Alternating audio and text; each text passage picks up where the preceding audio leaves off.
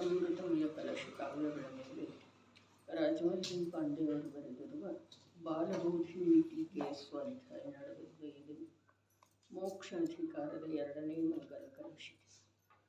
ಪ್ರಜ್ಞಾಕ್ಷೇತ್ರೀಶಿತೇಯಂ ಕಥಮಪಿ ನಿಪುಣೈ ಪಾತಿತಾ ಸಾವಧಾನೈ ಸೂಕ್ಷ್ಮತಃ ಸಂಧಿಬಂಧೇ ನಿಪತತಿರಭಸಾ ಆತ್ಮಕರ್ಮೋಭಯಶ್ಚ ಆತ್ಮಾನಂ ಮಗ್ನಮಂತಃ ಸ್ಥಿರವಿಶದರಸಃ ಧಾಮ್ನಿ ಚೈತನ್ಯಪೂರೇ ಬಂಧಂ ಚಾಜ್ಞಾನಭಾವೇ ನಿಯಮಿತಮಭಿತಃ ಕುರ್ವತಿ ಭಿನ್ನ ಭಿನ್ನೌ.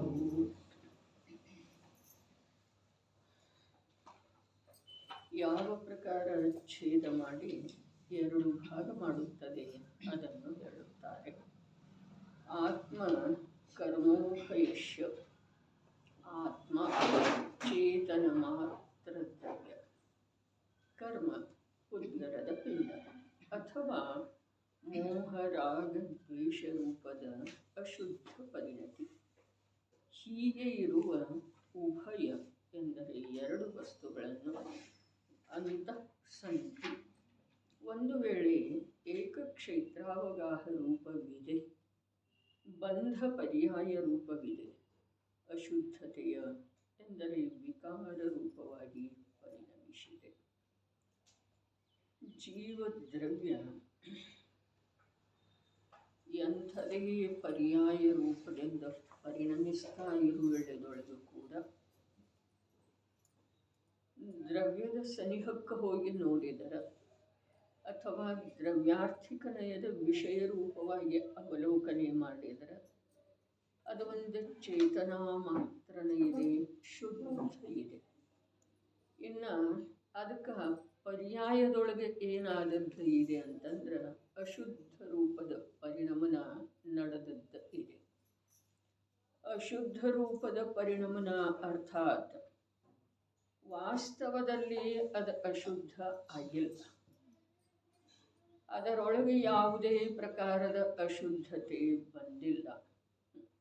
ಯಾವ ಪ್ರಕಾರ ಚಿನ್ನದ ಪರಮಾಣು ಗಣಿಯಲ್ಲಿ ಮಣ್ಣಿನ ಪರಮಾಣುವಿನ ಜೊತೆಗೇನೆ ಇದ್ರೂ ಕೂಡ ಚಿನ್ನದ ಪರಮಾಣುವಿನೊಳಗ ಮಣ್ಣಿನ ಪರಮಾಣುಗಳ ಪ್ರವೇಶ ಆಗಿಲ್ಲ. ಒಟ್ಟು ಜೊತೆ ಇದಾವ್ರಿ ಅವ.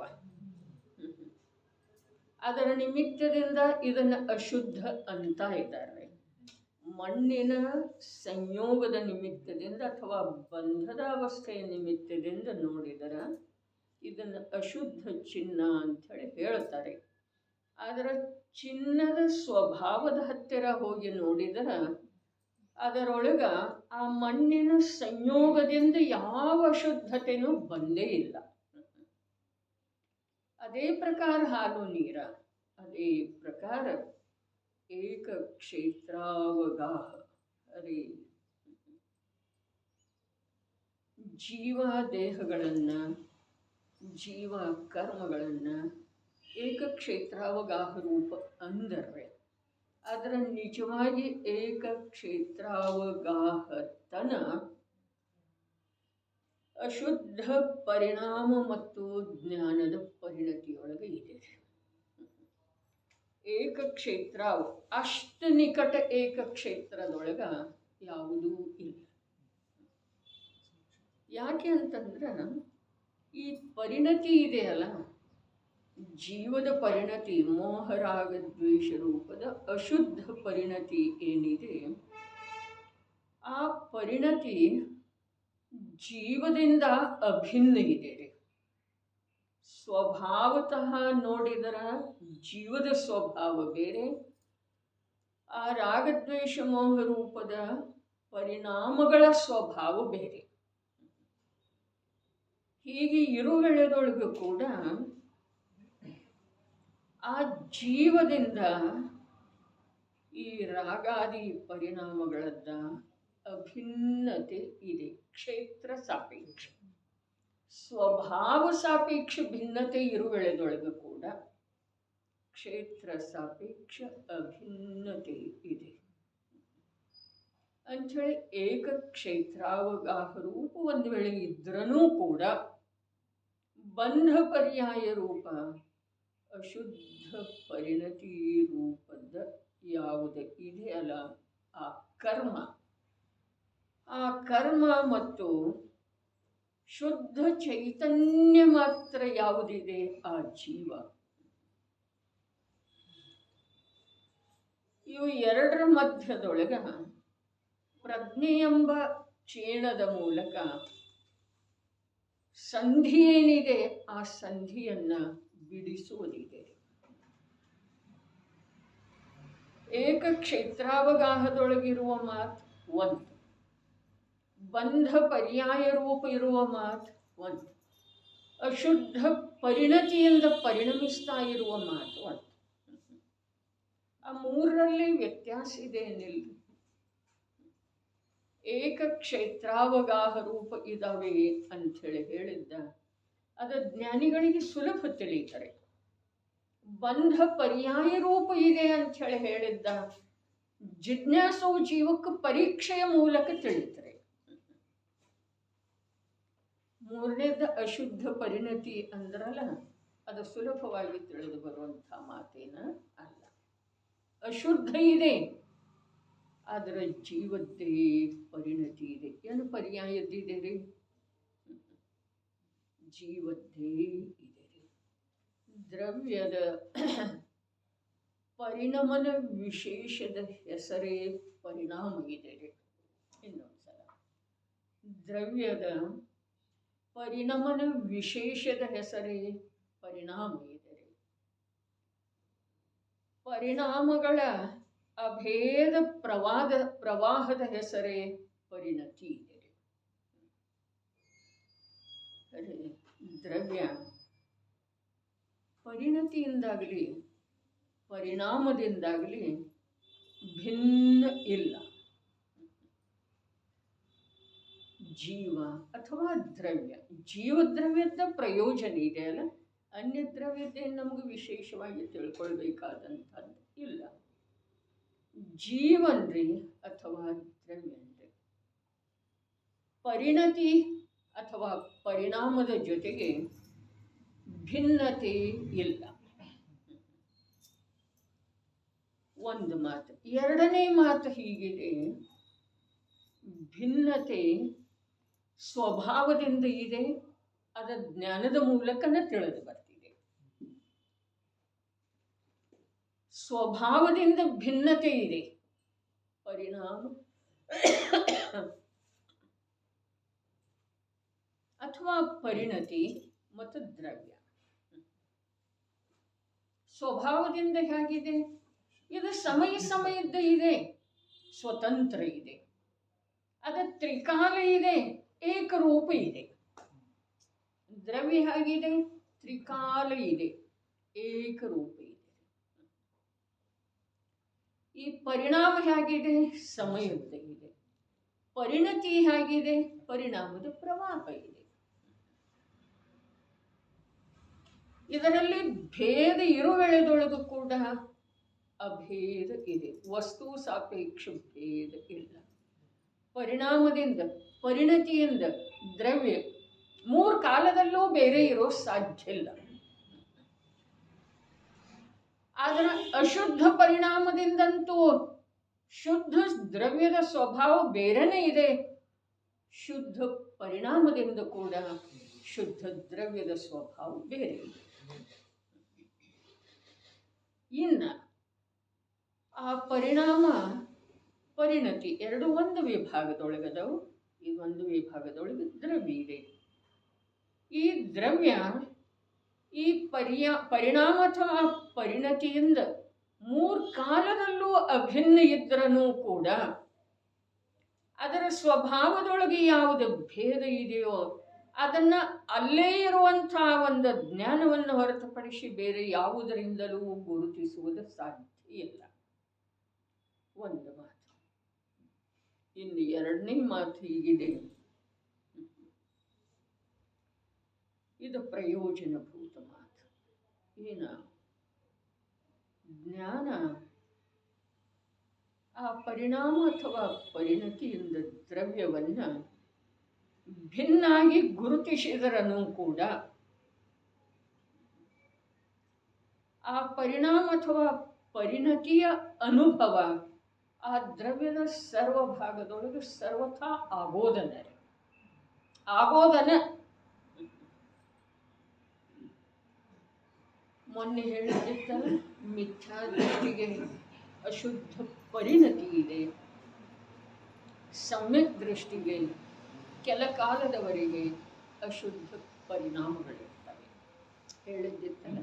ಆದರೆ ಸಮ್ಯಕ್ ದೃಷ್ಟಿ ಇರಲಿ, ಮಿಥ್ಯಾ ದೃಷ್ಟಿ ಇರಲಿ, ಅಶುದ್ಧ ಪರಿಣಾಮ ಮಾತ್ರ ಇರಲಿ, ಅಶುದ್ಧ ಪರಿಣತಿ ಇರಲಿ, ಅದರದ ನಿಯಮದಿಂದ ಸರ್ವ ಪ್ರದೇಶದಲ್ಲಿ ಸಂವೇದನ ಆಗೋದು ಮತ್ತು ಆಗೋದು. ಇನ್ನು ಪರಿಣತಿಯಲ್ಲಿ ಬಿಟ್ಟು ಹೋಗಿದೆ, ಅಲ್ಲಿ ಶ್ರದ್ಧಾಜ್ಞಾನದೊಳಗ ಆ ಪರಿಣಾಮದ ಸಂವೇದನದ ಬಲ ಉಳಿದಿಲ್ರಿ. ಆದರೆ ಪರಿಣಾಮ ಎಲ್ಲಿ ಇದೆ ಅಲ್ಲ, ಅದರದ ಎಷ್ಟು ಸಂವೇದನ ಆಗಬೇಕೋ ಅಷ್ಟ ಅವನಿಗೆ ದುರ್ಬಲತೆಯಿಂದ ಅವನಿಗೆ ಕೂಡ ಆಗೋದನ ರೀ. ಯಾವನಿಗೆ? ಸಮ್ಯಕ್ ದೃಷ್ಟಿ. ಹೀಗಿದ್ದ ಮೇಲೆ ಇದು ಎಲ್ಲವನ್ನ ಅವಲೋಕನೆ ಮಾಡಿದ ನಂತರ ದ್ರವ್ಯ ಪರಿಣಾಮ ಅಥವಾ ಪರಿಣತಿಯಿಂದ ಅಭೇದವೇ ಇದೆ ಅನ್ನೋದು ಸಿದ್ಧ ಆಗ್ತಿದೆ, ಅಭಿನ್ನವೇ ಇದೆ ಅನ್ನೋದು ಸಿದ್ಧ ಆಗ್ತಿದೆ. ಹಾಗಾದರೆ ಇದು ಅಭಿನ್ನ ಇರುಗಳದೊಳಗೆ ಇಷ್ಟೆಲ್ಲ ಸೂಕ್ಷ್ಮ ಕಥನದ ಅಥವಾ ಆ ಕಥನವನ್ನು ತಿಳ್ಕೊಳ್ಳುವುದರದ ಅವಶ್ಯಕತೆ ಏನಿದೆ? ಅವಶ್ಯಕತೆ ಏನಿದೆ ಅಂತಂದ್ರೆ ಅಲ್ಲೇ ಇರುವಂಥ ಜ್ಞಾನವೇ ತ್ರಿಕಾಲ ಶುದ್ಧವನ್ನ ಮತ್ತು ಬಂದು ಹೋಗುವಂಥ ಅಶುದ್ಧವನ್ನ ತಿಳಿಯುವ ಒಂದೇ ಒಂದು ಉಪಾಯದಿಂದ ಅಶುದ್ಧತೆಯ ಅಭಾವ ಆಗುತ್ತಿದೆ. ಬೇರೆ ಏನೂ ಇಲ್ಲ. ತಿಳ್ಕೊಳ್ಳುವ ಅವಶ್ಯಕತೆ ಏನ? ತಿಳ್ಕೊಳ್ಳುವುದರಿಂದನ ಅಶುದ್ಧತೆ ಬಿಟ್ಟು ಹೋಗೋ ಸಾಧ್ಯ ಇದೆ. ತಿಳ್ಕೊಳ್ಳದೇ ಇದ್ರ ಅಶುದ್ಧತೆ ಅದ ಸ್ವಭಾವ ರೂಪನ ಅನುಭವದಲ್ಲಿ ಅವನಿಗೆ ಬರೋದು. ಎಲ್ಲಿವರೆಗೆ ತಿಳಿಯುವುದಿಲ್ಲವೋ, ಎಲ್ಲಿವರೆಗೆ ವಿಶ್ವಾಸ ಮಾಡುವುದಿಲ್ಲವೋ, ಎಲ್ಲಿವರೆಗೆ ಪ್ರತ್ಯಕ್ಷ ಆ ವಿಶ್ವಾಸದ ಅನುರೂಪ ಸ್ಥಿರ ಆಗುವುದಿಲ್ಲವೋ ಅಲ್ಲಿವರೆಗೆ ಅಶುದ್ಧತೆ ಇರೋದನ್ನರೆ. ಅದರ ಸಲುವಾಗಿ ಮೂರು ಕಾಲದಲ್ಲೂ ಇದೇ ಉಪಾಯದಿಂದ ಜೀವ ಶುದ್ಧ ಆಗೋ ಸಾಧ್ಯ ಇದೆ, ಮತ್ತು ಮೂರು ಕಾಲದಲ್ಲೂ ಈ ಉಪಾಯ ಸೂಕ್ಷ್ಮ ಇದೆ, ಆಂತರ್ಯದ ಒಳಗೆ ಇದೆ. ಇನ್ನೂ ಸ್ವಲ್ಪ ಸ್ಪಷ್ಟ ಹೇಳಿದರೆ ಜಗತ್ತಿನ ಗೊಡವೆಯನ್ನು ಬಿಟ್ಟ ನಂತರ ಅದು ಸಂಭವಿಸುವ ಸಾಧ್ಯತೆ ಇಲ್ಲ ಅಂದ್ರೆ ಸಾಧ್ಯ. ಅರೆ ನಿನ್ನೆ ಸಂಪದದೊಳಗೆ ಬಂತಲ್ಲ, ಇವನಿಗೆ ವ್ಯಾಪಾರ ಉದ್ಯೋಗ ಇವುಗಳಿಂದ ಬಿಡುವೆ ಸಿಕ್ಕುವುದಿಲ್ಲ. ಎರಡನೇದ್ದು ಏನು ಹೇಳಿದ್ರು, 5-6-7 ಗಂಟೆ ಅಂತೂ ನಿದ್ರೆಯೊಳಗೆ ಕಳೆದು ಹೋಗ್ತಿದೆ. ಮನುಷ್ಯ ಜೀವನ ಹೇಗೆ ಹೋಗ್ತಿದೆ ಅನ್ನೋದು ಹೇಳಿದ್ರು, ನಿದ್ರೆಯೊಳಗೆ ಕಳೆದು ಹೋಗ್ತಿದೆ. ಮೂರನೇದ್ದು ಹೇಳಿದ್ರು, ಎಲ್ಲಾದರೂ ಒಮ್ಮೆ ಧರ್ಮ ಮಾಡಬೇಕು ಅಂತ ಹೇಳಿ ಬಂದ್ರೆ ಸಮಾಜದ ಮುಂದಾಳತ್ವ, ಪೂಜೆ ಇವುಗಳಲ್ಲಿ ತೊಡಗಿಬಿಡ್ತಾನೆ. ಹಾಗಾದ್ರೆ ಇದು ಸಿಗೋದ ಎಷ್ಟು ಕಠಿಣ ಇದೆ ರೀ. ಅಪ್ಪಾಜಿ ಹೇಳಿದ್ರು 50 ವರ್ಷದ ಸ್ವಾಧ್ಯಾಯ ಬೇಕು ಅಂಥೇಳಿ ಹೇಳಿದ್ರು, ನಿವೃತ್ತಿ ಪೂರ್ವಕ ಸ್ವಾಧ್ಯಾಯ ಬೇಕು ಅಂಥೇಳಿ ಹೇಳಿದರು. ತೋಡರ ಮಲ್ಲರು ಹೇಳಿದರು 2 ಭವ 3 ಭವ ಬೇಕಂಥೇಳಿ. ಯಾವುದರ ಸಲುವಾಗಿ? ತತ್ವದ ಉಪಲಬ್ಧಿ, ಸಮ್ಯಕ್ ದರ್ಶನ ಆಗುವ ಸಲುವಾಗಿ, ಅರ್ಥಾತ್ ಮಿಥ್ಯಾತ್ವ ಬಿಟ್ಟು ಹೋಗುವ ಸಲುವಾಗಿ. ಅದೇನು ವಸ್ತ್ರ ಕಳಚಿದ ಹಾಗೆ ಕಳಚಿಡುವಂಥ ವಸ್ತು ಅಲ್ರಿ. ವಸ್ತ್ರ ಕಳಚಿದ ಹಾಗೆ ಕಳಚಿಡುವಂಥ ವಸ್ತು ಅಲ್ಲ. ಆದ್ರೆ ಅದನ್ನು ಕಳಚುವುದ ಬಿಟ್ಟುಕೊಡೋದ ಮಹಾನ್ ಕಠಿಣ ಇದ್ರೂ ಕೂಡ ಬಿಟ್ಟು ಕೊಡದ ವಿನಃ ಸುಖ ಆಗುವುದಿಲ್ಲ. ಜೀವ ಅರೆ ವಿಚಾರ ಮಾಡೋದ್ರೆ ಎಷ್ಟು ಪರಾಧೀನತೆಯಿಂದ ಎಂಥೆಂಥ ದುಃಖ ಭೋಗಿಸ್ತಾ ಇದ್ದಾನೆ. ಏಕೇಂದ್ರಿಯ ನಿಂತುಕೊಂಡನೇ ಇರೋದು, ವೃಕ್ಷ ಜಲ ಪ್ರವಹಿಸ್ತಾನೆ ಇರೋದು, ಭೂಮಿ ಎಲ್ಲರ ಭಾರವನ್ನು ಹೊರ್ತಾನೇ ಇರೋದು. ಯೋಚನೆ ಮಾಡೋದು. ಸೂಕ್ಷ್ಮ ಕ್ರಿಮಿಗಳ ಎಷ್ಟು ಪ್ರಕಾರದಿಂದ ಬಾಧೆಯಿಂದ ಪೀಡಿಸಲ್ಪಡ್ತವೆ. ಅತ್ಯಂತ ಸೂಕ್ಷ್ಮ ಇದ್ದಾವೆ ಅವು. ಗಾಳಿಯಿಂದ ಯಾವುದರಿಂದ ಎಷ್ಟೆಷ್ಟು ಪೀಡೆಗೆ ಒಳಗಾಗ್ತವೆ ಅನ್ನೋದು ಸಾಮಾನ್ಯ ಅವಲೋಕನೆ ಮಾಡಿದ್ರೆ ಈ ಭವದಿಂದ ಬಿಡುಗಡೆ ಹೊಂದೋದ ಅನಿವಾರ್ಯವಾಗಿ ಈ ಜೀವಕ್ಕೆ ಭಾಷಿತ ಆಗ್ತಿದೆ. ಇವು ಕಂಡುಬರುವಂಥ ದುಃಖ ಯಾವ ಮನುಷ್ಯ ಮತ್ತು ತಿರಿಯಂಚಗತಿ. ಹುಳು ಕ್ರಿಮಿ, ಸೂಕ್ಷ್ಮ ಕ್ರಿಮಿ, ಪಂಚಸ್ಥಾವರದಂತೂ ಮಾತನಬೇಡ. ತ್ರಸ ಜೀವಗಳಂತ ಸ್ಥೂಲವಿರುವಂಥ ತಿರಿಯಂಚ, ನಾಯಿ, ಬೆಕ್ಕು, ಗುಬ್ಬಿ, ಇರುವೆ, ಕಾಗೆ ಎಷ್ಟು ಸುಖಿ ಇರಬಹುದು ಅಂದಾಜು ಮಾಡೋದು. ಎಷ್ಟು ಸುಖಿ ಇರಬಹುದು. ಓಣಿ ನಾಯಿ ಇರ್ತವೆ, ಯಾರ ಮನೆ ಮುಂದೆ ಹೋದ್ರೂ ಹೊಡ್ತಾ ಇರ್ತಾರೆ. ಹೌದು. ಪ್ರತಿಯೊಂದು ವಿಚಾರ ಮಾಡೋದು.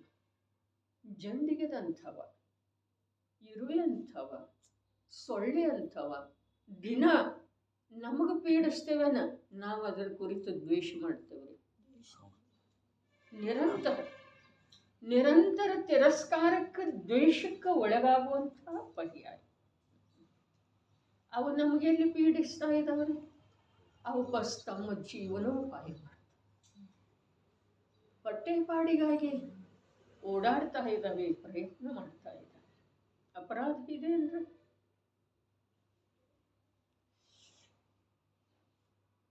ಅದನ್ನೆಲ್ಲ ನೋಡೋದ ಅವುಗಳನ್ನು ದುಃಖದಿಂದ ಬಿಡಿಸೋ ಸಲುವಾಗಿ ಅಲ್ಲ.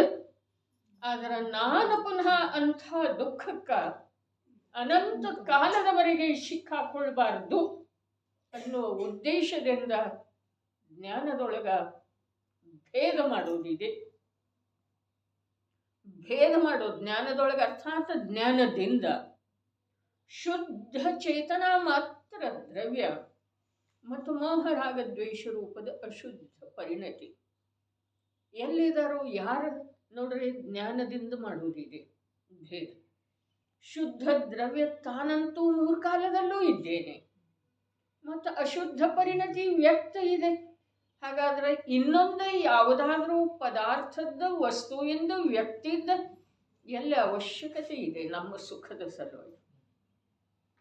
ಬಸ್ ದುಃಖಿ ಜೀವಗಳ ಅವಲೋಕನೆ ಮಾಡುವುದಿದೆ, ದೇವಗುರುಗಳ ಉಪದೇಶದ ವಿಚಾರ ಮಾಡುವುದಿದೆ. ಏನು ಹಾಗೆ ಹೇಳ್ತಾ ಇಲ್ಲಲ್ಲ, ನಾನು ಹೇಳ್ತಾ ಇದ್ದೇನು ನಿನ್ನ ನಂಬು ಅಂಥೇಳಿ ಹೇಳಿಲ್ಲ. ನೋಡ ಜೀವ ದುಃಖಿ ಇದೇನಿಲ್ಲ, ನೋಡ ಜೀವ ದುಃಖಿ ಇದೇನಿಲ್ಲ. ಆ ಜೀವದ ದುಃಖ ಯಾವ ರೀತಿ ದೂರ ಆಗಬಹುದಾಗಿದೆ. ನರಕದಂತೂ ಮಾತು ಬಿಡ್ರಿ, ಆದರೆ ತಿರಿಯಂಚಗತಿಯ ದುಃಖ ಮನುಷ್ಯಗತಿಯಲ್ಲಿ ಏನು ಕಮ್ಮಿ ಇದೆ ಅಂದ್ರೆ ಕಮ್ಮಿ ಇದೆ. ಬಾಲಪಣೇಮಿ ಜ್ಞಾನಲ ತರುಣ ಸಮಯ ತರುಣೀರತರನು ಅರ್ಧ ಮೃತಕ ಸಮ ಬೂಢಾಪನೋ. ವೃದ್ಧರ ಒತ್ತಟ್ಟಿಗೆ ಸೇರಿದ್ರು ಅಂತಂದ್ರೆ ತಮ್ಮ ತಮ್ಮ ನೋವುಗಳನ್ನೇ ಹೇಳ್ಕೊಳ್ತಾರಲ್ಲ. ಅರ್ಥಾತ್ ಏನಿದೆ, ಅವರ ಜೀವನ ನೋವುಮಯ ಇದೆ.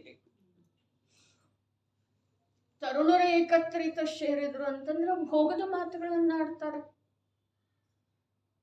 ಏನಿದೆ ಆ ಭೋಗದಲ್ಲಿ ಸುಖ ಇದೆಯೋ, ಆ ರೋಗದಿಂದ ಬಿಡುಗಡೆ ಸಾಧ್ಯ ಇದೆಯೋ, ಆ ಮರಣದ ನಿವಾರಣೆ ಸಂಭವ ಇದೆಯೋ, ಏನಿದೆ ರೀ? ಮರಣದ ನಿವಾರಣೆ ಮಾಡಿ ಅಲ್ಲೇ ಉಳಿಬೇಕಾದ್ರೆ ಅದರೊಳಗಂಥದ್ದೇನಿದೆ? ಯಾವುದರೊಳಗ? ಯಾವುದು ಪ್ರಾಪ್ತ ಸಂಯೋಗ ಇದೆ ಅದ, ಮತ್ತು ಯಾವುದು ಪ್ರಾಪ್ತ ದೇಹ ಇದೆ ಅದ. ಅದರೊಳಗೆ ಅಂಥದ್ದೇನಿದೆ ನಿನಗೆ ರುಚಿಸುವಂಥದ್ದು.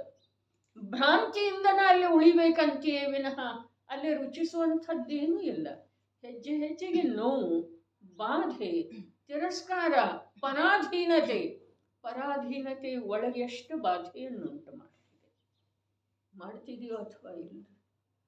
ಹಾಗಾದ್ರೆ ಇವೆಲ್ಲ ಅವಸ್ಥೆಗಳಿಂದ ಶಾಶ್ವತವಾಗಿ ಬಿಡುಗಡೆ ಹೊಂದುವ ಒಂದೇ ಒಂದು ಉಪಾಯ ಇದೆ.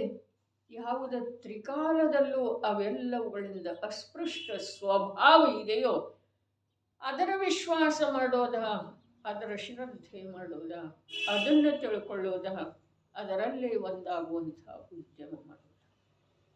ಬಾಹ್ಯದೊಳಗೆ ಶರೀರದ ಏನಾಗಬೇಕಾಗಿದೆಯೋ ಅದು ಆಗ್ತಿದೆ, ಸಂಯೋಗದ ಏನಾಗಬೇಕಾಗಿದೆಯೋ ಅದು ಆಗ್ತಿದೆ. ಒಂದು ಪರಮಾಣುವಿನೊಳಗೂ ಕೂಡ ಪರಿಣಮನದ ದಿಕ್ಕನ್ನು ಬದಲಿಸುವಂಥ ಸಾಮರ್ಥ್ಯ ಅನಂತ ಚತುಷ್ಟಯದಲ್ಲಿ ಅನಂತ ವೀರ್ಯದ ಅಧಿಪತಿಯಾದಂಥ ಅರಹಂತರಿಗೆ ಸಾಧ್ಯ ಇಲ್ಲ. ಮತ್ತು ನಾನೇನು ಬದಲಾವಣೆ ಮಾಡೋದಿದೆ? ನನ್ನ ಹತ್ರ ಸಾಮರ್ಥ್ಯನೇ ಯಾವುದರದ್ದು ಇದೆ? ಇನ್ನೊಂದು ಮಾತು ಬಂತಂತ ಹೇಳಿ, ಏನ ವಿಭಾವದ ಸಾಮರ್ಥ್ಯ ನಿಜವಾಗಿ ಸಾಮರ್ಥ್ಯನ ಅಲ್ಲ. ಸ್ವಭಾವದಿಂದ ವಿಮುಖ ಇರುವಂಥ ಯಾವ ಶಕ್ತಿಯ ಗರ್ವ ಇದೆಯಲ್ಲ ಅದು ನಿಜವಾಗಿ ಶಕ್ತಿನೇ ಅಲ್ಲ. ಅದರಿಂದ ಯಾವುದಕ್ಕೂ ಯಾವ ಪ್ರಕಾರದ ಸಹಾಯ ಆಗೋ ಸಾಧ್ಯ. ಇನ್ನು ಯಾವುದ ಸ್ವಭಾವದ ಸ್ವೀಕಾರ ಮಾಡಿದೆಯಲ್ಲ ಅದು ತನಗೆ ಮಾತ್ರ ಪರ್ಯಾಪ್ತ ಇದೆ. ಇನ್ನೊಂದರೊಳಗೆ ಕಾರ್ಯ ಮಾಡೋದು ಅದರಲ್ಲೇನು ಯಾವ ಸಾಮರ್ಥ್ಯನ. ಹಾಗಾದರೆ ಏನು ಮಾಡೋದು? ವಿಭಾವದೊಳಗಂತೂ ಸಾಮರ್ಥ್ಯನೇ ಇಲ್ಲ ಪರದಲ್ಲಿ ಕಾರ್ಯ ಮಾಡುವಂಥದ್ದ. ಸ್ವಭಾವದ ಆಶ್ರಯ ಮಾಡಿ ಆಗಿರುವಂಥ ಶುದ್ಧ ಪರಿಣಾಮಗಳಲ್ಲೇ ಆ ಶುದ್ಧ ಪರಿಣಾಮದ ಸಾಮರ್ಥ್ಯ ಎಷ್ಟಿದೆ ಅಂತಂದ್ರೆ ಅದು ಅನಂತ ಇದ್ರೂ ಕೂಡ ತನ್ನ ಅನಂತ ಗುಣಗಳ ಸ್ವಭಾವವನ್ನು ತಿಳಿದುಕೊಂಡು ಅದರಿಂದ ಆಗುವಂಥ ಶಾಂತಿಯ ಅನುಭವ ಮಾಡುವಷ್ಟಿದೆ ವಿನಃ ಪರದಲ್ಲಿ ಪರಿವರ್ತನೆ ಮಾಡುವಷ್ಟು ಇಲ್ಲವೇ ಇಲ್ಲ. ಹಾಗಾದರೆ ವಿಶ್ವದ ವ್ಯವಸ್ಥೆನ, ಪದಾರ್ಥಗಳ ವ್ಯವಸ್ಥೆನ ಇಷ್ಟು ಸುಂದರ ಇರಬೇಕಾದ್ರೆ ಆ ಸುಂದರತೆಯನ್ನು ಕೆಡಿಸುವಂಥ ಈ ಜೀವದ ಅಭಿಪ್ರಾಯ ಏನಿದೆ ಇದು ಸ್ವಯಂ ಜೀವನಿಗೆ ಅನಂತ ದುಃಖಕ್ಕೆ ದಾರಿ ಮಾಡಿಕೊಡ್ತಾ ಇದೆ. ಅದಂತೂ ಕೆಡುವುದಿಲ್ಲರಿ ವ್ಯವಸ್ಥೆ, ವಸ್ತು ವ್ಯವಸ್ಥೆ. ಆದ್ರೆ ಅದನ್ನು ಕೆಡಿಸುವ ಅರ್ಥಾತ್ ತನ್ನ ಇಚ್ಛೆಯ ಪ್ರಕಾರ ಪರಿಣಮಿಸುವ ಯಾವ ಒಂದು ಈ ಜೀವದ ಅಭಿಲಾಷೆ ಇದೆ, ಹವ್ಯಾಸ ಇದೆ, ಅದು ಈ ಸ್ವಯಂ ಈ ಜೀವದ ಸಲುವಾಗಿ ಅನಂತ ದುಃಖಕ್ಕೆ ಮಾರ್ಗ ಮಾಡಿಕೊಡ್ತಾರೆ. ಮುನಿರಾಜರ ಏನು ಮಾಡಿದ್ರು? ಯಾವ ಪ್ರಕಾರದ ಸಾಧನೆ ಮಾಡಿ ಮಾಡಿ ಮಾಡಿ ಸ್ವಭಾವದ ಅನಂತ ವೈಭವವನ್ನು ಪ್ರಕಟಪಡಿಸಿಕೊಂಡರು. ಏನು ಮಾಡಿದ್ರು? ಯಾವುದೆಲ್ಲ ಕಂಡು ಬಂದರೂ ಕೂಡ ಯಾವುದರ ಕುರಿತು ಯಾವುದೇ ಪ್ರಕಾರದ ತಮ್ಮ ವಿಚಾರವನ್ನು ಅದರ ಜೊತೆಗೆ ಕೂಡಿಸಲಿಲ್ಲ, ಒಂದು ಮಾಡಲಿಲ್ಲ. ಜೀವನ ಇಷ್ಟು ಸುಂದರ ಆಗೋದು ಸಾಧ್ಯ ಇದ್ರೂ ಕೂಡ ಆ ಜನ್ಮ ಮರಣದ ನಿಗಳದೊಳಗೆ ಬಂತಲ್ಲ, ಅತ್ಯಂತ ಸುಂದರವಾಗಬೇಕಾದಂಥ ಭವಿತವ್ಯ ಈ ಮನುಷ್ಯ ಜೀವನದೊಳಗೆ ಅತ್ಯಂತ ಸುಂದರವಾಗಬೇಕಾದಂಥ ಭವಿತವ್ಯವನ್ನು ಯಾವುದೋ ಒಂದು ಚಿಕ್ಕ ಕಾರಣದೊಳಗ ತೊಡಗಿ ಅದನ್ನು ಕೆಡಿಸಿಕೊಳ್ಳುತ್ತಾನೆ. ಸುಂದರವಾಗಬೇಕಾದಂಥ ಭವಿತವ್ಯವನ್ನು ಕೆಡಿಸಿಕೊಳ್ತಾನೆ, ಅರ್ಥಾತ್ ಇಲ್ಲೇ ತೊಡಗಿ ಉಳಿತಾನೆ. ಈ ದೇಹದ ರೋಗ, ಈ ಧನಾದಿಗಳ ಸಮಸ್ಯೆ ಅಥವಾ ಸಮಾಜದೊಳಗೆ ಮಾನ ಪ್ರತಿಷ್ಠೆ, ಇದು ಅತ್ಯಂತ ಚಿಕ್ಕ ಕಾರಣ, ಸ್ವಟ್ಟ ಕಾರಣದಿಂದ ಅಂತ ಹೇಳಿದ್ದಾರೆ. ವೈರ ವಿರೋಧ, ಕೋರ್ಟದೊಳಗೆ ಎಷ್ಟು ವರ್ಷಗಟ್ಟಲೆ ಓಡಾಡ್ತಾರೆ. ಅದರಿಂದ ಏನಾಗ್ತಿದೆ ರೀ?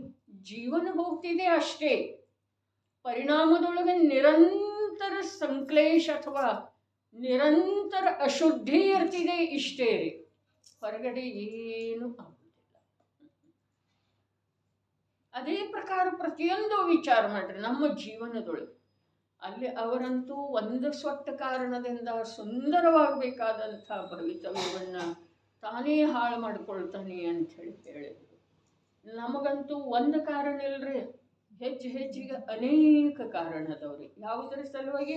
ನಮ್ಮ ಭವಿತವ್ಯವನ್ನು ಕೆಡಿಸಿಕೊಳ್ಳುವ ಸಲ. ಭವಿತವ್ಯ ಕೆಡಿಸಿಕೊಳ್ಳೋದಂತಂದ್ರೆ ಏನ? ಭವಿತವ್ಯ ಕೆಡಿಸಿಕೊಳ್ಳೋದಂತಂದ್ರೆ ಅನಂತ ಕಾಲದವರೆಗೆ ಸಂಸಾರದೊಳಗನ ಉಳಿಯುವುದರ ಹೆಸರು ಭವಿತವ್ಯ ಕೆಡಿಸಿಕೊಳ್ಳೋದಿದೆ. ಅನಂತ ಸಂಸಾರದ ವಿಚ್ಛೇದ ಮಾಡೋದು, ಅನಂತ ಸಂಸಾರಕ್ಕೆ ಒಂದು ಕೊನೆ ತರೋದು, ಅದರ ಹೆಸರನ್ನು ಭವಿತವ್ಯವನ್ನು ಸುಂದರ ಮಾಡಿಕೊಳ್ಳೋದು. ಸುಂದರ ಮಾಡಿಕೊಳ್ಳೋದು ಅರ್ಥಾತ್ ಸ್ವರ್ಗಕ್ಕೆ ಹೋಗೋದ ಅಂತ ಮಾತಲ್ಲ. ಅನಂತ ಸಂಸಾರಕ್ಕೊಂದು ಕೊನೆ ತರುವಂಥದ್ದು ಒಂದೇನು ಕಾರ್ಯ ಈ ಜೀವನದೊಳಗಾಗ್ತಿದೆಯೋ ಅದು ಭವಿತವ್ಯವನ್ನು ಸುಂದರ ಮಾಡಿಕೊಳ್ಳುವಂತಹ ಕಾರ್ಯ. ಯಾವ ಕಾರ್ಯದಿಂದ ಅನಂತ ಸಂಸಾರ ಹೇಗಿದೆ ಹಾಗೇ ಉಳಿತಿದೆಯೋ ಆ ಕಾರ್ಯ ಭವಿತವ್ಯವನ್ನು ಕೆಡಿಸುವಂಥ ಕಾರ್ಯ ಅನ್ನಿಸಿಕೊಳ್ತಿದೆ. ವ್ರತಾದಿಗಳನ್ನು ಮಾಡಿದರ, ಧರ್ಮದ ಬಾಹ್ಯಾಚರಣೆ ಮಾಡಿದರ, ಒಂದು ವೇಳೆ ಅದರ ಅನುಸಾರ ಕಷಾಯಗಳು ಮಂದಾಗಿದ್ದು ಅಂತಂದ್ರೆ ಒಂದು ಸ್ವಲ್ಪ ಪುಣ್ಯ ಆಗಬಹುದು, ಬೇರೆ ಏನೂ ಆಗುವುದಿಲ್ಲ ಪ್ರಭು. ಆದರೆ ಅದರೊಳಗ ಧರ್ಮ ಭಾವನೆ ಇತ್ತು ಅಂತಂದ್ರೆ ಆ ಅನಂತ ಸಂಸಾರ ಇನ್ನಷ್ಟು ಗಟ್ಟಿ ಆಗ್ತದೆ. ಯಾವುದ್ರೊಳಗೆ ಧರ್ಮ ಭಾವನೆ? ನಿನ್ನೆ ಹೇಳಿತ್ತಲ್ಲ, ಜಿನೇಂದ್ರ ಪ್ರಭುವಿನ ಎದುರಿಗೆ ಹೋದ ನಂತರ ಅವರು ನೀಡುತ್ತಾ ಇರುವಂಥ ಸಂದೇಶ, ಅವರ ಯಾವ ರೂಪ ಜಗತ್ತಿನಿಂದ ಅತ್ಯಂತ ಅಸ್ಪೃಷ್ಟತೆಯನ್ನು ತೋರಿಸ್ತಾ ಇದೆಯೋ ಅದನ್ನು ನೋಡದೆ ಬರೀ ನಮ್ಮದೇ ಆದಂಥ ರಾಗ ಆಲಾಪ ಮಾಡಿ ನಾವು ಮನೆಗೆ ಬರ್ತೇವೆ. ಮಾಡಲಿ ರಾಗ ಆಲಾಪ, ಅದರಿಂದ ಸ್ವಲ್ಪ ಏನರೇ ಈ ಶರೀರದ, ಸಂಸಾರದ, ಮನೆಯದ್ದ, ಪರಿವಾರದ ವಿಚಾರಗಳು ಸ್ವಲ್ಪ ಮಂದಾಗಿದ್ದು ಅಂತಂದ್ರೆ ಒಂದು ಈಟು ಪುಣ್ಯ ಆಗಬಹುದು.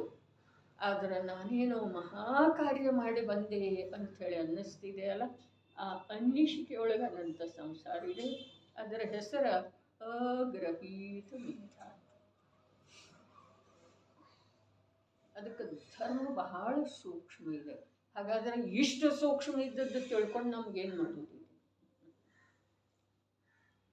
ಅದೇ ತಿಳ್ಕೊಂಡು ಏನು ಮಾಡೋದಿದೆ ಅಂತಂದ್ರೆ ನಮಗೆ ಎಲ್ಲಿಯವರೆಗೆ ಲಕ್ಷ್ಯದೊಳಗೆ ಬರುವುದಿಲ್ಲ ಅಲ್ಲಿಯವರೆಗೆ ಸೂಕ್ಷ್ಮ ಇದೆ.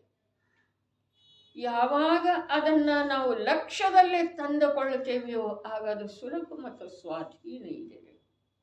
ಬರೇ ಸುಲಭ ಮತ್ತು ಸ್ವಾಧೀನ ಇಲ್ಲ, ಅನಂತ ಶಾಂತಿದಾಯಕ ಇದೆ, ಸುಖದಾಯಕ ಇದೆ. ಅದೇ ಪರಾಧೀನತೆಯೊಳಗೆ ಏನಿದೆ? ಆಕುಲತೆ ಇದೆ, ದುಃಖ ಇದೆ, ಹೀನತೆಯ ಅನುಭವ ಇದೆ.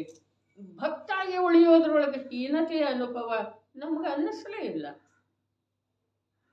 ಅವರು ಹೇಳ್ತಾ ಇದ್ದಾರೆ, ನೀನು ನನ್ನ ಹಾಗೇನೇ ಇದ್ದೀಯಪ್ಪ, ನನ್ನ ಹಾಗೇನೇ ಇದ್ದೆ, ನನಗೆ ನಮಸ್ಕಾರ ಮಾಡುವಂಥ ಹೀನತೆ ನಿನ್ನ ಸ್ವಭಾವದೊಳಗೆ ಇಲ್ಲ. ಅದನ್ನು ನಾವು ಕಿವಿಗೂ ಹಾಕೊಳ್ಳೋದಿಲ್ಲ, ಆ ಸಂದೇಶ ನಮಗೆ ಕಾಣುವುದೂ ಇಲ್ಲ ಅಂದ ಮೇಲೆ ನಾವು ಅದರಿಂದ ಪ್ರಮೋದಿತ ಹೇಗಾಗವ್ರೆ? ಭಗವಂತರು ನೀಡ್ತಾ ಇರುವಂಥ ಸಂದೇಶ ಏನು? ನನಗೆ ನಮಸ್ಕಾರ ಮಾಡುವಂಥ ಹೀನತೆ ನಿನ್ನ ಸ್ವಭಾವದೊಳಗೆ ಇಲ್ಲ. ಎಂಥ ಮಾತಿದೆ! ಮಾಮೇಕಂ ಶರಣಂ ವ್ರಜ ಅಂಥೇಳಿ ಗೀತಾದೊಳಗೆ ಹೇಳಿದರು. ಇವರು ಹೇಳ್ತಾರೆ, ನನ್ನ ಕಡೆ ನೋಡಿದರೆ ನಿನ್ನ ಕಾರ್ಯ ಆಗುವುದಿಲ್ಲ.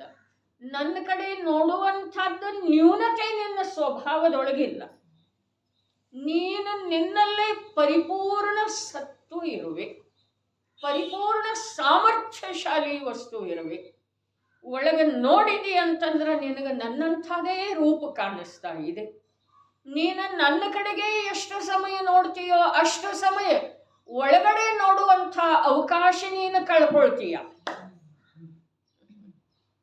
ಅವರು ಹೇಳ್ತಾ ಇದ್ದಾರೆ, ಆದ್ರೂ ನಾವು ಅವರನ್ನು ನೋಡೋದು, ಅವರ ಅವಸ್ಥೆ ಕೆಟ್ಟ ಮೇಲೆ ಮತ್ತೆ ಜೈ ಜಯ ಅನ್ನೋ ಹಾಲು ಹಾಕುವ ಎಳೆದೊಳಗೆ ವೀತರಾಗ ಭಗವಂತನ ಮೇಲೆ ಹಾಲಂತೂ ಹಾಕೋದನ್ನೇ ಇಲ್ಲದೆ. ಹಾಲು ಪರಿಶುದ್ಧ ವಸ್ತು ಇದೆಲ್ಲ. ಅರೆ ವೀತರಾಗ ಭಗವಂತನ ಎದುರಿಗೆ ನಿನ್ನ ಪರಿಶುದ್ಧತೆ ಎಲ್ಲಿ? ಒಳಗಿಂದ ಬರ್ತಾ ಇದೆ ವೀತರಾಗತೆಯ ಅಲೆಗಳ. ಅದರಿಂದ ಅವರು ಎಷ್ಟು ಸುಂದರ ಇದ್ದಾರೆ, ಎಷ್ಟು ಪರಿಶುದ್ಧ ಇದ್ದಾರೆ, ಎಷ್ಟು ಪವಿತ್ರ ಇದ್ದಾರೆ ಅನ್ನೋದನ್ನು ಒಂದು ಸಲ ಕಣ್ಣು ಬಿಟ್ಟು ನೋಡು. ನೀರು ಹಾಕೋದು ಹಾಗಾದ್ರೆ ಅವಶ್ಯಕ ಇದೆಯಲ್ಲ? ಇಲ್ಲ, ಅದು ಅವಶ್ಯಕ ಇಲ್ಲ. ಆದ್ರೆ ಧೂಳಿ ಕಣಗಳಾದ್ರೆ ಕೂತಿದ್ರ ವೀತರಾಗತೆಗೆ ಒಂದು ವೇಳೆ ಭಂಗ ಬರಬಹುದು ಅನ್ನುವ ಯಾವುದೋ ಒಂದು ಉದ್ದೇಶದಿಂದ ಸ್ವಲ್ಪ ಜಲದಿಂದ ಏನು ಮಾಡೋದಿದೆ, ಶುಚಿ ಮಾಡೋದಿದೆ. ನಿಜವಾಗಿ ಮುನಿ ಜೀವನದೊಳಗೆ ಅರೆ ತರ್ಕವನ್ನ ಎಲ್ಲೆಲ್ಲೋ ಓಡಿಸ್ತೇವಲ್ಲ, ಆದರೆ ಇಲ್ಲಿ ಯಥಾರ್ಥದೊಳಗೆ ಒಂದಿಷ್ಟು ಅದಕ್ಕೆ ಕೆಲಸ ಹಚ್ಚಬೇಕಲ್ಲ. ಯಾವ ಸಮಯದೊಳಗ ನಿರ್ಗ್ರಂಥ ದೀಕ್ಷೆಯನ್ನ ತಗೊಳ್ತಾನೆ ಪುರುಷ, ಆತ್ಮ ಸಾಧನೆಯ ಮಾರ್ಗದೊಳಗ ಸಾಗುವ ನಿರ್ಣಯ ಮಾಡ್ತಾನೋ, ಆವಾಗ ಅವ ಅಸ್ನಾನ ವ್ರತದ ಅಂಗೀಕಾರ ಅಸ್ನಾನ ವ್ರತದ ಅಂಗೀಕಾರ ಮಾಡ್ತಾನೆ. ಹಾಗಾದ್ರೆ ಆ ಒಂದು ವ್ರತದ ಮೂಲಕ ಅಥವಾ ಅಂಥ ವ್ರತಗಳ ಆಧಾರದಿಂದ ಆಂತರ್ಯದ ಸಾಧನೆಯ ಮೂಲಕ ಯಾವ ಒಂದು ಪರಿಶುದ್ಧ ಪರಮಾತ್ಮ ದಶೆಯನ್ನ ಪ್ರಾಪ್ತ ಮಾಡಿಕೊಂಡಿದನೋ, ಅಲ್ಲಿ ದೇಹದೊಳಗಿನೂ ಎಲ್ಲ ನಿಗೋಧ ಕಾಯಕಗಳು ಬಿಟ್ಟು ಹೋಗಿ ದೇಹ ಪರಮ ಔದಾರಿಕ ಆಗ್ತಿದೆ ಅಂದಮೇಲೆ ಅವನಿಗೆ ಸ್ನಾನ ಮಾಡಿಸಿ ನೀ ಏನು ಪರಿಶುದ್ಧ ಮಾಡ್ತೀಪ? ತರ್ಕ ವಿಚಾರ ಮಾಡೋದ್ರಿ. ಸ್ವಲ್ಪ ಕಾರ್ಯ ಏನು ಮಾಡೋದ ಅದರದ ನಿರ್ಣಯ ತಕ್ಷಣ ಮಾಡಬೇಡ್ರಿ, ಅದರ ವಿಚಾರ ಮಾಡಿ. ಎಲ್ಲೇ ಹೊರಗೆ 4 ಘಾತಿ ಕರ್ಮಗಳ ನಾಶ ಆಗ್ತಾವಲ್ಲ, ಅಲ್ಲಿ ಶರೀರದೊಳಗಿನೂ ಏನಾಗ್ತಾವ, ನಿಗೋದಿ ಜೀವಗಳೆಲ್ಲ ಹೊರಟು ಹೋಗ್ತವೆ. ದೇಹ ಔದಾರಿಕ ಇದ್ದದ್ದು ಪರಮ ಔದಾರಿಕ ಆಗ್ತಿದೆ. ದೇಹ ಔದಾರಿಕ ದೇಹ ಅಂತಂದ್ರೆ ಏನು? ಔದಾರಿಕ ದೇಹ ಅಂತಂದ್ರೆ ಏನು? ಸಪ್ತ ಧಾತುವಿನಂದಂತೂ ಯುಕ್ತ ಇದೇನೇ ಇದೆ. ಅದರ ಅನಂತ ಅನಂತ ಅನಂತ ಜೀವಗಳ ಈ ದೇಹವನ್ನು ಆಶ್ರಯಿಸಿ ಏಕಶ್ವಾಸದೊಳಗೆ 8 ಬಾರ ಜನ್ಮ ಮರಣ ಮಾಡ್ತಾ ಇದ್ದಾರೆ. ಆ ಒಂದು ಸ್ವಭಾವ ಸ್ಥಿರತೆಯ ಬಲದಿಂದ ಅಂದರೆ ಆತ್ಮನ ಕಾರ್ಯ ಎಷ್ಟು ದೊಡ್ಡದಿದೆ ನೋಡ್ರಿ. ಅಲ್ಲೇನೂ ಮಾಡಲಿಲ್ಲ, ಕರ್ಮದೊಳಗೆ ಏನು ಮಾಡಲಿಲ್ಲ, ಆ ಶರೀರದೊಳಗೆ ಏನು ಮಾಡಲಿಲ್ಲ. ಅವನು ತನ್ನಲ್ಲೇ ತಾನು ಕಾರ್ಯ ಮಾಡುವುದರಿಂದ ಆ ಕರ್ಮರೂಪದ ಬಂಧನನೂ ಬಿಟ್ಟು ಹೋಯ್ತು, ಆ ಶರೀರದೊಳಗಿರುವಂಥ ಅಶುದ್ಧತೆನೂ ಬಿಟ್ಟು ಹೋಯ್ತು. ಅಶುದ್ಧತೆ ಅಂದ್ರೆ ಶವಗಳ ನಿವಾಸ ಇದೆ ರೀ. ಇದ ಸ್ವಯಂ ಒಂದು ಶವ ಇದೆ, ಮತ್ತು ಅದರೊಳಗೆ ಅನಂತ ಶವಗಳಿದ್ದಾವೆ. ಅವೆಲ್ಲ ಹೊರಟು ಹೋಗ್ತಾವ ತನ್ನಷ್ಟಕ್ಕೆ ತಾನೇ. ಆಗ ಆ ದೇಹ ಆ ಆತ್ಮ ಅಂತೂ ಪರಮಾತ್ಮ ಆದ, 4 ಘಾತಿ ಕರ್ಮಗಳಿಂದ ರಹಿತ ಆದ, ಮತ್ತು ದೇಹ ಪರಮ ಔದಾರಿಕ ಆಯಿತು. ಯಾರು ಮಾಡಿದ್ರೆ ತಾನಾಗೇ ಆಯಿತು. ನಾವು ಮಾಡಿದರೆ ಈ ದೇಹ ಯಾವಾಗ ಶುದ್ಧ ಆಗೋದ್ರೆ? ಸಾಗರಕ್ಕೆ ಜಲತೆ ಶುಚಿ ಕೀಜೆ ತೋ ಭೀ ಶುದ್ಧ ನ ಹೋಯ್. ಸಮುದ್ರದ ನೀರನ್ನೆಲ್ಲ ಹಾಕಿ ತೊಳೆದ್ರೂ ಕೂಡ ಇದು ಶುದ್ಧ ಆಗುವುದಿಲ್ಲ. ಅದಕ್ಕೆ ಅಪ್ಪಾಜಿ ದೃಷ್ಟಾಂತ ಏನು ಕೊಡ್ತಿದ್ರು, ಮುಷ್ಟಿಯೊಳಗೆ ಕೆಸರನ್ನು ಹಿಡಿದ ಮೇಲೆ ಸೋಪ್ ಹಾಕಿ ನೀರು ಹಾಕಿ ಎಷ್ಟೇ ತೊಳೆದ್ರೂ ಮತ್ತು ಮುಷ್ಟಿ ಬಿಚ್ಚಿದ ಮೇಲೆ ಕೆಸರಿದೆ. ಅದೇ ಪ್ರಕಾರ ಈ ಶರೀರವನ್ನು ಮೇಲೆ ಎಷ್ಟೇ ತೊಳೆದ್ರೂ ಗಂಧ ಸುಗಂಧಿತ ಅರೆ ಏನೆಲ್ಲ ಲೇಪನ ಮಾಡಿದ್ರೂ ಕೂಡ ಒಳಗೇನಿದೆ ರೀ, ಒಳಗೇನಿದೆ ಮಲ ಮೂತ್ರ ಮೊದಲಾದ ಸಜ್ಜನರ ಯಾವುಗಳ ಹೆಸರನ್ನು ಹೇಳಲಿಕ್ಕೆ ಹಿಂಜರಿತಾರೋ ಅಂಥ ವಸ್ತುಗಳಿಂದ ತುಂಬಿದೆ. ಆದ್ರೆ ಅಂಥ ಶರೀರದೊಳಗ ಪರಮ ಪವಿತ್ರ ಆತ್ಮ ಇದ್ದಾನೆ. ಅವ ಎಂದೂ ರಾಗವನ್ನೇ ಸ್ಪರ್ಶ ಮಾಡಲಿಲ್ಲ ಅಂದಮೇಲೆ ಈ ಶರೀರವನ್ನು ಯಾವಾಗ ಸ್ಪರ್ಶ ಮಾಡಿದ? ಜಿಸ್ ದೇಹಕ್ಕೆ ಸಂಯೋಗ ಮೇ ಜೋ ವಸ್ತು ಫಲ ಭರ ಆಯೆಗೆ ವಹ ಭೀ ಮಲಿನ ಮಲ ಮೂತ್ರಮಯ ದುರ್ಗಂಧಮಯ ಹೋ ಜಾಯೆಗೆ किंतु रह इस देह में निर्मल रहा जो आत्मा. किंतु रह ಮೊದಲೇನು ಹೇಳಿದ್ರು? ಜಿಸ್ ದೇಹಕ್ಕೆ ಸಂಯೋಗ ಮೇ ಜೋ ವಸ್ತು ಫಲ ಭರ ಆಯೆಗಿ.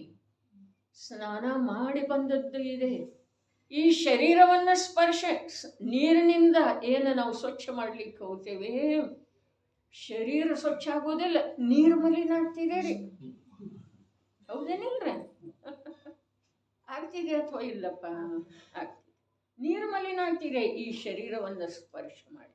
ಜಿಸ್ ದೇಹಕ್ಕೆ ಸಂಯೋಗವೇ. ಸೋಭಾಕಿ ಸ್ನಾನ ಮಾಡಿ ಬಂದಿರ್ತೇವೆ, ಯಾವುದೋ ಒಂದು ಶರ್ಟ್ ಹಾಕ್ತೀರಿ, ಇದು ಬೇಡ ಅಂಥೇಳಿ ಇನ್ನೊಂದು ಹಾಕೊಳ್ಳಿಕ್ಕೆ ಹೋದ್ರೆ ಅದು ಬರೀ ಮೈ ಹಚ್ಚಿ ತೆಗೆದದ್ದಿರ್ತಿದೆಯಲ್ಲ, ಅದು ಘೃಣಾಸ್ಪದ ಕಾಣಿಸ್ತಿದೆಯೋ ಅಥವಾ ಇಲ್ರಿ? ಮತ್ತೆ ಹಾಕೊಳ್ಳಿಕ್ಕೆ ಮನಸ್ಸಾಗೋದಿಲ್ರಿ. जिस देह के संयोग में जो वस्तु ಯಾವ ವಸ್ತು ಫಲಭರ ಆಯೇಗಿ, ಒಂದು ಸೆಕೆಂಡ್ ಒಂದು ಕ್ಷಣ ಬರ್ತಿದೆಯೋ, ವಹ ಭೀ ಅದು ಕೂಡ ಮಲಿನ ಮಲಮೂತ್ರಮಯ ದುರ್ಗಂಧಮಯ ಹೋ ಜಾಯೇಗಿ. किंतु रह इस देह में निर्मल रहा जो आत्मा वह ध्येय है श्रद्धेय है. ಅವ ಧ್ಯೇಯ, ನಿನಗೆ ಅವನು ಧ್ಯೇಯ ಯಾವಾಗ ಆಗ್ತಾನೋ, ಶ್ರದ್ಧೇಯ ಯಾವಾಗ ಆಗ್ತಾನೋ, ಆವಾಗ ನಿನ್ನ ಕಲ್ಯಾಣದ ಮಾರ್ಗದೊಳಗೆ ಸ್ವಾಧೀನತೆಯಿಂದ ಮುಂದುವರಿ. ಏನಿದೆ ರೀ? ಅರ್ಹಂತರಿಗೆ ದುಗ್ಧಾಭಿಷೇಕ ಬೇಕೆಂದು ಜಲಾಭಿಷೇಕ ಬೇಕು.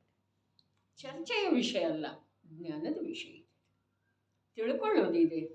ಅರೆ ಏನೇನೆಲ್ಲ ತಿಳ್ಕೊಳ್ತೇವಲ್ಲ, ಇನ್ನೊಬ್ಬರ ಕಥೆಯನ್ನು ತಿಳ್ಕೊಳ್ತೇವೆ. ಸಿನಿಮಾ ಧಾರಾವಾಹಿ ನೋಡ್ತೇವೆ, ಅದರೊಳಗೆ ಏನಿದೆ ಇನ್ನೊಬ್ಬರ್ತಾರೆ. ಅದು ಅವರದ್ದು ನೈಜ ಕಥೆ ಅಲ್ಲ. ದುಡ್ಡು ತಗೊಂಡು ಮನೋರಂಜನೆಯ ಸಲುವಾಗಿ, ಜೀವರುಗಳ ಮನೋರಂಜನೆಯ ಸಲುವಾಗಿ ಮಾಡಿದ್ದಾರೆ, ಇಲ್ಲ ತಮ್ಮ ಲಾಭದ ಸಲುವಾಗಿ ಮಾಡಿದ್ದಾರೆ. ಅದರೊಳಗೆ ಇಷ್ಟ ಜಿಜ್ಞಾಸೆ ಇರಬೇಕಾದ್ರೆ ದೇವಗುರುಗಳನ್ನು ತಿಳ್ಕೊಳ್ಳುವುದರಲ್ಲಿ ಜಿಜ್ಞಾಸೆ ಬೇಡ್ರಿ? ಬೇಕೇನು ಬೇಡ್ರಿ? ಬೇಕಲ್ಲ. ದೇವ ಹೇಗಿದ್ದಾರೆ, ಅವನಿಗೆ ಹಾಲಿನ ಅಭಿಷೇಕ ಮಾಡೋದು ಅಥವಾ ಇಲ್ಲ? ಎಲ್ಲ ದೇವಗಳ ನಡುವೆ ಏನೇನು ಹಾಲು ಕುಡಿತಿದ್ದು ಅಂತ ಏನೇನೋ ವದಂತಿಗಳ. ಆಗ ಅವ್ರು ನಿಮ್ಮ ಬೇಬಿ ಮಂಗಾತಿದ್ರಲ್ಲ, ಅವ್ರಿಗೆ ಕೇಳಿದ್ರಂತ, ನಿಮ್ಮ ಭಗವಂತ ನಾವು ಭಗವಂತಗೆ ದಿನಾನ ಹಾಲಿನ ಅಭಿಷೇಕ ಮಾಡ್ತೇವೆ, ಎಷ್ಟು ಕುಡಿತಾ ಯಾರು ಗೊತ್ತಿದೆ?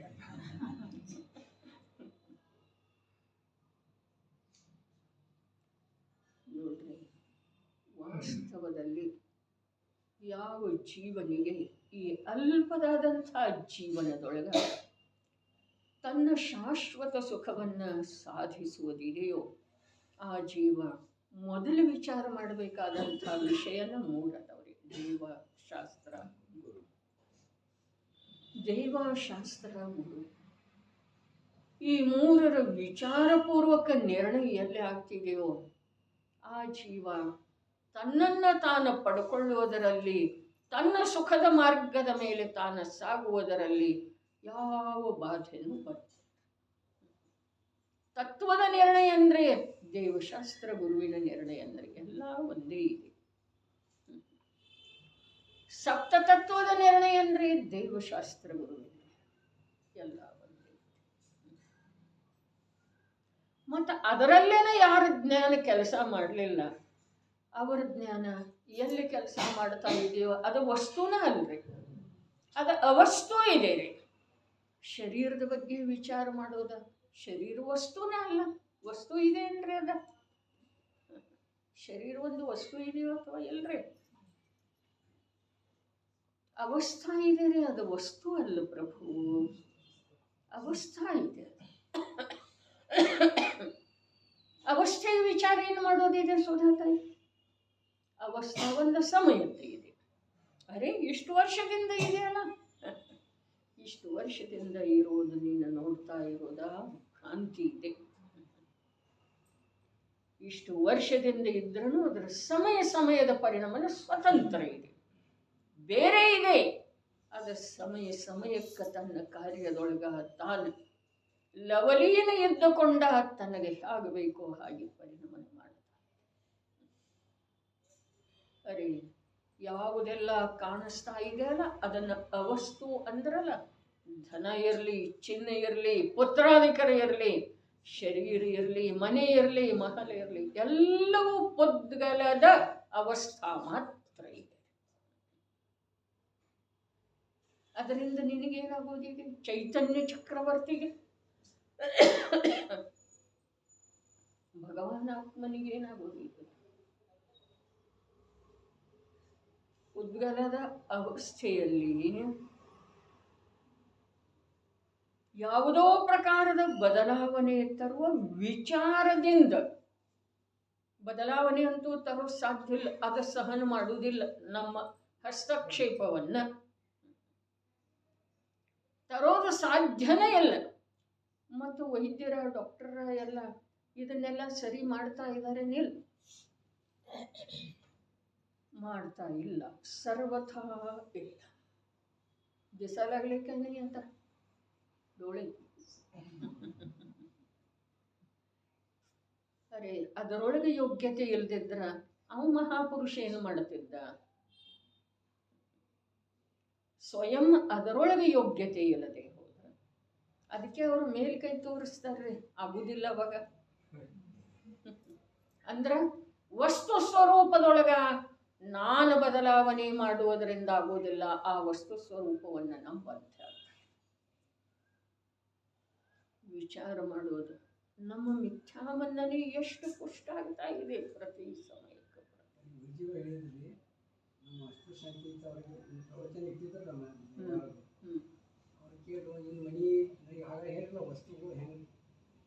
ನಿರಂತರ ಪರಿಣಾಮ.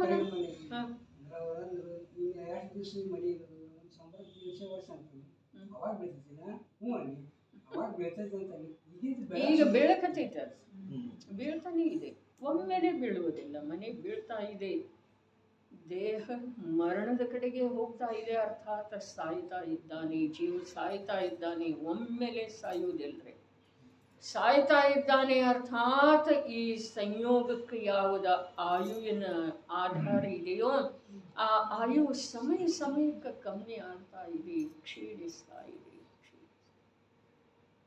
ಆದರೆ ಇವನಿಗೆ ಪರಿವೆ ಇಲ್ಲ, ಇವನಿಗೆ ಅದರ ಕಡೆ ಲಕ್ಷ್ಯ ಇಲ್ಲ, ಇವ ಅದನ್ನು ನೋಡುವುದಿಲ್ಲ. ಒಂದು ವೇಳೆ ಯಾರ್ದಾದ್ರೂ ಮೂಲಕ ಕೇಳಿದ್ರೂ ಅದರ ಬಗ್ಗೆ ವಿಚಾರ ಮಾಡುವುದಿಲ್ಲ, ಅದರ ವಿಶ್ವಾಸ ಅಂತೂ ಮಾಡೋದನ್ನ ಇಲ್ಲ. ಆ ವಿಶ್ವಾಸ ಮಾಡೋದನ್ನ ಇಲ್ಲಲ್ಲ, ಅದರ ಹೆಸರು ಅತತ್ವ ಶ್ರದ್ಧೆ ಇದೆ ರೀ, ಬೇರೆ ಏನಿಲ್ಲ.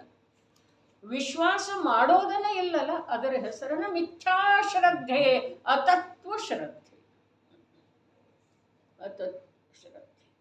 ಅರೆ ಪಲ್ಯೋಪಮದ ಆಯು ಕರಗಿ ಹೋಯಿತು, ಸಾಗರೋಪಮದ ಆಯು ಖಾಲಿ ಆಯಿತು, ಮತ್ತು ನಿನ್ನ 50-60 ವರ್ಷದ ಆಯುವಿನೊಳಗೆ ನೀನು ಎಷ್ಟು ಅಹಂಕಾರ ಮಾಡ್ತಾ ಇದ್ದೀಯಪ್ಪ. ಮಾಡಿದರೆ ಮಾಡು, ಅದರ ಅಹಂಕಾರ ಮಾಡುವಂಥ ಕಾರ್ಯರೇ ಮಾಡು, ಆಮೇಲೆ ಮಾಡಲ್ಲ. ಅಹಂಕಾರ ಮಾಡುವಂಥ ಕಾರ್ಯ ಏನ? ಅರೆ ಈ ಬಿಟ್ಟು ಹೋಗುವಂಥ, ಕ್ಷಣಭಂಗುರವಿರುವಂಥ, ಮಲಿನವಿರುವಂಥ ದೇಹರೂಪದ ಧನವನ್ನ ಖರ್ಚು ಮಾಡಿ ಶಾಶ್ವತವಿರುವಂಥ, ಸ್ವಾಧೀನವಿರುವಂಥ, ನಿರ್ಮಲವಿರುವಂಥ ನಿಜ ಪದವನ್ನು ಸಾಧಿಸಿದೆ ಅಂತಂದ್ರೆ ಅದರಲ್ಲಿ ಅಹಂಕಾರ ಪಟ್ಕೊಳ್ಬಹುದು. ಆದ್ರೆ ಆ ಕಾರ್ಯದ ಸಾಧನೆ ಯಾರು ಮಾಡ್ತಾ ಇದ್ದಾರೋ ಅವ್ರದ್ದು ಅಹಂಕಾರ ಬಹಳ ಮೊದಲು ಬಿಟ್ಟು ಹೋಗಿರ್ತಿದೆ ರೀ. ಅಹಂಕಾರಕ್ಕಲ್ಲಿ ಅವಕಾಶನೇ ಇರುತ್ತೆ. ಏನು ಹೇಳಿದ್ರೆ ಮೂಲ ವಿಷಯ ಇಲ್ಲಿ ಅವೆಲ್ಲ ವಿಚಾರ ಮಾಡೋದ್ರಿ. ಮುನಿರಾಜರಿಗೆ ಅಸ್ನಾನದ ವ್ರತ ಇದೆ, ಭಗವಂತನಿಗೆ ಪ್ರಕ್ಷಾಲನೆ ಇದೆಯನ್ನ ಮಾಡೋದು ಅವಶ್ಯಕ ಇದೆಯನ್ನ. ಒಂದು ಮಾತು ಇದೆ, ದೌಲತ್ ರಾಮರು ಹೇಳಿದಾರಲ್ಲ, ಜಿನ ಪ್ರತಿಮಾ ಜಿನ ಸಾಕ್ಷಿ. ಅಂದ್ರೆ ಏನ? ಅಂದ್ರೆ ಏನ್ರಿ? ಜಿನ ಪ್ರತಿಮಾ ಏನು ಮಂದಿರದೊಳಗೆ ನೀವು ಪ್ರತಿಷ್ಠಾಪನೆ ಮಾಡಿದ್ದೀರಿ, ಅಥವಾ ನಿತ್ಯವೂ ನೀವು ಅದರದ ಅವಲೋಕನೆ, ದರ್ಶನ, ಪೂಜೆ, ವಂದನೆ ಮಾಡ್ತೀರಲ್ಲ, ಆ ಪ್ರತಿಮಾ ಜಿನೇಂದ್ರ ಭಗವಂತರ ಹಾಗೆನ ಇದೆ. ಇದರ ಅರ್ಥ ಏನ? ಸಮವಸರಣದೊಳಗೆ ಪ್ರತ್ಯಕ್ಷ ಜಿನೇಂದ್ರ ಭಗವಂತರ ಜೊತೆಗೆ ವಿದ್ಯಮಾನ ಭಕ್ತರ ಅಥವಾ ಇಂದ್ರನಂಥ ಅಮರ ಭಕ್ತರ ಏನು ಮಾಡ್ತಿದ್ರು ಅದೇ ವ್ಯವಹಾರ ಇಲ್ಲಿ ಮಾಡಲಿಕ್ಕೆ ಬರ್ತದೆ. ಅದಕ್ಕಿಂತ ಹೆಚ್ಚಿಗೆ ಏನೂ ಮಾಡಲಿಕ್ಕೆ ಬರ್ತದೆ. ಇದು ಪಾಷಾಣದ ಬೆಂಬಲ್ಲ, ಇದು ಸಾಕ್ಷಾತ್ ಅರಹಂತ ಪ್ರಭು ಇದ್ದಾರೆ ಇದ್ದಾರೆ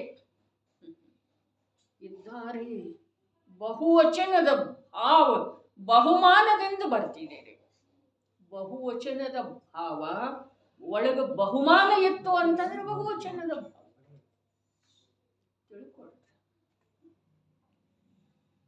ಆ ಜಿನಬಿಂಬ ಅಂತ ಹೇಳಿ ಅಂದ್ರೆ ಅದನ್ನ ನಾವೇ ದುಡ್ಡು ಕೊಟ್ಟು ಮಾಡಿಸಿದಂಥ ಅಥವಾ ಜೈಪುರದಿಂದ ತಂದಿರುವಂಥ ಒಂದು ವಿಗ್ರಹ ಅಲ್ಲ. ಜಿನ ಪ್ರತಿಮಾ, ಜಿನ ಸಾರಥಿ, ಈ ಎರಡರಲ್ಲಿ ಯಾವ ಪ್ರಕಾರದ ಒಂದು ಅಂಶದ್ದು ಕೂಡ ಭೇದ ಗಣಿಸಲಿಕ್ಕೆ ಬರುವುದಿಲ್ಲ. ಭೇದ ಗಣಿಸಲಿಕ್ಕೆ ಬರುವುದಿಲ್ಲ. ಭಿನ್ನ ವ್ಯವಹಾರ ಸಂಭವ ಇಲ್ಲ. ಭಗವಂತರ ಜೊತೆಗೆ ಯಾವ ವ್ಯವಹಾರ ಇರ್ತಿದೆಯೋ ಅದಕ್ಕಿಂತ ಭಿನ್ನ ವ್ಯವಹಾರ ಇಲ್ಲಿ ಸಂಭವ. ಹಾಗಾದರೆ ಇದೆಲ್ಲ ಯಾಕೆ ಬಂತು? ಇದೆಲ್ಲ ಯಾಕೆ ಬಂತು? ಪೂಜೆ, ಪ್ರಕ್ಷಾಳನ, ಅಭಿಷೇಕ ಇದೆಲ್ಲ ಯಾಕೆ ಬಂತು? ಇದಕ್ಕೆಲ್ಲ ಕಾರಣ ನಿಮಗೆ ಬೇಕಾದ್ರೆ ಒಂದು ತತ್ವಾಭ್ಯಾಸದ ಅಭಾವವೇ ಇದಕ್ಕೆಲ್ಲ ಕಾರಣ. ಸಮರ್ಪಕ ಉತ್ತರ ಅದು ಒಂದೇ. ತತ್ವಾಭ್ಯಾಸದ, ತತ್ವದ, ನಿಜವಾದ ಆಗಮಗಳದ್ದ ಈ ಜೀವನಿಗೆ ಏನಿಲ್ಲ. ವಸ್ತು ಸ್ವರೂಪದ ಪರಿಚಯ. ಇದು ವಿಷಯ ಯಾವುದರ ಸಲುವಾಗಿ ಬಂತು ಅಂತಂದ್ರೆ ಭಗವಂತನ ಹತ್ರ ಹೋಗಿ ನಾವು ಪ್ರಾಮಾಣಿಕ ರೂಪದಿಂದ ಚಕ್ಷು ಇಂದ್ರಿಯ ಪ್ರಾಪ್ತ ಯಾವ ಜ್ಞಾನದ ವಿಕಾಸ ಇದೆಯೋ ಆ ವಿಕಸಿತ ಜ್ಞಾನದ ಸಾಕ್ಷಾತ್ ಮಹಾನ್ ಭಾಗ್ಯ ಬಂದ ನಂತರ ಯಾವ ತ್ರಿಲೋಕ ಪೂಜ್ಯ ಪ್ರಭುವಿನ ಸನ್ನಿಧಿ ಸಿಗ್ತಿದೆಯೋ ಅಲ್ಲಿ ನಮ್ಮ ಜ್ಞಾನದ ವ್ಯಾಪಾರ ಯಾವ ರೀತಿ ನಡೆಯುತ್ತೆ, ಅಲ್ಲಿ ನಮಗೆ ಪುಣ್ಯ ಯಾವ ರೀತಿ ಆಗ್ತಿದೆ, ಧರ್ಮ ಯಾವಾಗ ಆಗ್ತಿದೆ. ಪುಣ್ಯ ಕೂಡ ಹೋದಾಗೆಲ್ಲ ಆಗುವುದಿಲ್ಲ, ಮಂದಿರಕ್ಕೆ ಹೋದಾಗೆಲ್ಲ ಪುಣ್ಯ ಆಗುವುದಿಲ್ರಿ, ಆಗುವುದೇ ಇಲ್ಲ. ಯಾಕೆ? ಒಂದು ವೇಳೆ ಅಂದ್ರೆ ಏನ್ರಿ? ಅಷ್ಟ್ಯಾಕ ಮುಖದ ಮೇಲೆ ಕೈ ಆಡಿಸು. ಒಂದು ವೇಳೆ ಅಂದ್ರೆ ಏನಿದೆ ಅಣ್ಣ, ಎಂದಾದರೂ ಒಮ್ಮೆ ಪುಣ್ಯ ಆಗಬಹುದು. ಒಂದು ವೇಳೆ ಅಂದ್ರೆ ಅದಾಗಲಿಲ್ಲ ಅಂದ್ರೆ ಏನಾಗ್ತಿದೆ? ಅದಾಗಲಿಲ್ಲ ಅಂದ್ರೆ ಯಾವುದು ನಡೆದಿದೆಯೋ ಅದೇ ಆಗ್ತಿದೆ, ಅರ್ಥಾತ್ ಪಾಪ. ಆ ಪಾಪ ಆಗುವ ಸಲುವಾಗಿ, ಪುಣ್ಯ ಆಗುವ ಸಲುವಾಗಿ ಭಾಷ್ಯ ವಸ್ತು ಕಾರಣ ಇಲ್ಲ. ಭಗವಂತರಿಂದ ಪುಣ್ಯ ಆಗಬೇಕಾದ್ರೆ ದಿನಾವಸ್ತಿವಾದ ಪುಣ್ಯ ಆಗ್ತಿದೆ ಅನ್ಬಹುದಾಗಿತ್ತು. ಆದ್ರೆ ಆ ವಸ್ತು ಕಾರಣ ಇಲ್ರಿ ನನ್ನ ಪುಣ್ಯಕ್ಕ ಪಾಪಕ್ಕ. ನನ್ನ ಅಂತಃ ಪರಿಣತಿ,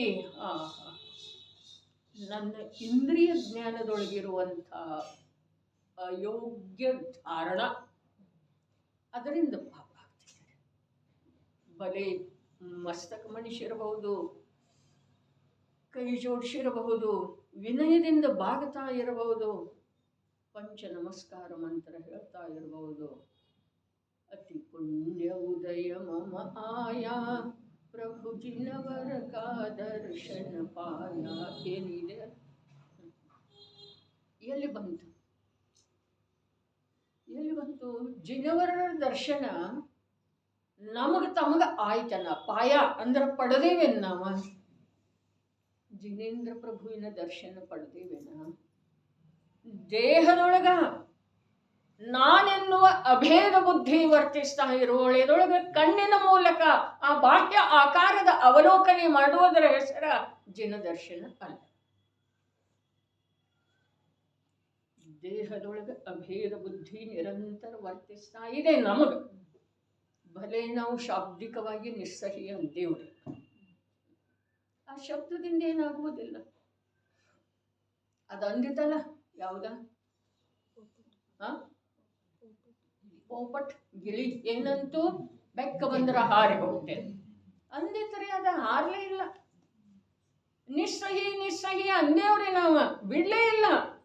ಏನ ಪರಭಾವಗಳನ್ನ, ದೇಹ ಬುದ್ಧಿಯನ್ನ, ರಾಗದ್ವೇಷವನ್ನ, ಸಂಸಾರದ ಭಾವನೆಯನ್ನ, ಇಂಥ ಒಂದು ವ್ಯಕ್ತಿ ನಾನಿದ್ದೇನೆ ಅನ್ನುವಂಥದ್ದು ಅಭೇದ ರೂಪದ ಯಾವ ಬುದ್ಧಿ ವರ್ತಿಸ್ತಾ ಇದೆಯೋ ಅದನ್ನು ಬಿಡುವ ಪ್ರಯತ್ನ ಕೂಡ ಮಾಡಲಿಲ್ಲ. ಹಾಗಾದ್ರೆ ಈ ಚಕ್ಷು ಇಂದ್ರಿಯದ ಮೂಲಕ ಆ ಬಾಹ್ಯ ರೂಪ ಕಾಣಿಸಿದ್ರೆ ಅದಕ್ಕೆ ಜಿನದರ್ಶನ ಅಂತಾರೇನ್ರಿ?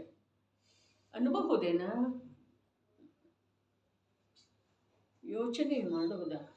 ನಮ್ಮಲ್ಲಿ ಇಂದ್ರಿಯ ಜ್ಞಾನನ ಅಲ್ಲ ಅಂಥೇಳಿ ಹೇಳಿದ್ರೂ ಕೂಡ ಈ ಎರಡು ಇಂದ್ರಿಯ ಮೂಲಕ, ಯಾವ ಎರಡು ಇಂದ್ರಿಯ? ಚಕ್ಷು ಇಂದ್ರಿಯ ಮತ್ತು ಕರ್ಣೇಂದ್ರಿಯ, ಅವು ಕೊನೆಗೆ ಲಭಿಸಿದಾವಲ್ಲ, ಆ ಎರಡು ಇಂದ್ರಿಯ ಮೂಲಕ ಅತೀಂದ್ರಿಯ ಜ್ಞಾನದ ನಿರ್ಣಯ ಆಗುವಂಥ ಅವಕಾಶ ಇದೆ ಅಂಥೇಳಿ ಹೇಳಿದರೆ ವಸ್ತು ರೂಪದಿಂದ ಜ್ಞಾನ ಗುಣ ಪ್ರಗಟ ಇದೆ. ಏನ? ಆತ್ಮನ ಶುದ್ಧ ಸ್ವರೂಪದ ಅನುಭವ ಮಾಡುವಲ್ಲಿ ಸಮರ್ಥತೆಯ ರೂಪದಿಂದ ಪರಿಣಮಿಸ್ತಾರೆ. ಈ ಎರಡು ಇಂದ್ರಿಯ ಮೂಲಕ ಏನು ಹೇಳಿತು? ಎರಡು ಇಂದ್ರಿಯ ಮೂಲಕ ಅತೀಂದ್ರಿಯವಿರುವಂಥ, ತ್ರಿಕಾಲ ಅತೀಂದ್ರಿಯವಿರುವಂಥ ಜ್ಞಾನಮಯ ಆತ್ಮನನ್ನ ತಿಳ್ಕೊಳ್ಳುವಂಥ ಅವಕಾಶದಿಂದ ನಮಗೆ